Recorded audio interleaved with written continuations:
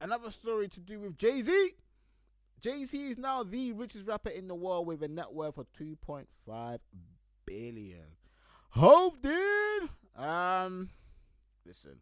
He surpasses the 2 billion mark by selling 50% stake in a luxury brand Juice back to his parent brand Bacardi last month.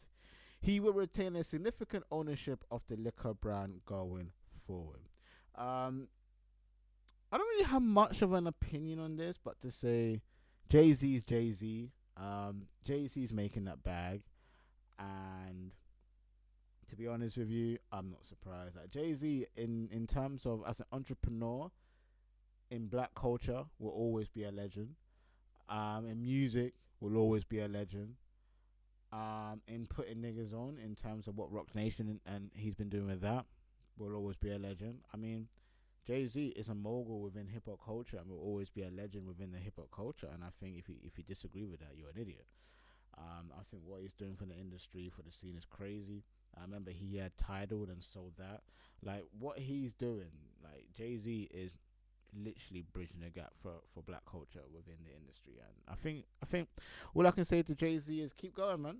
2.5 billion, more billions to be made, more money to be made, more businesses to make and sell, and keep doing your thing, my nigga. Like fuck with you. You know what I mean? So Jay-Z, richest rapper in the world. What do you guys think, man? 2.5 billion. Beyonce and Adidas they mutually agreed to end the Ivy Park partnership.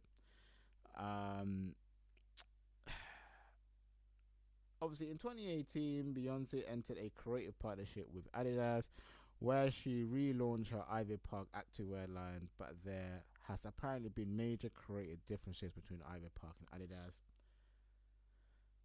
I just think that's a PR, a PR statement. I don't know if I agree with it to that extent. I just think Beyonce didn't make the money that Adidas expected her to make. Beyonce isn't known for clothes. She's not a fashion icon.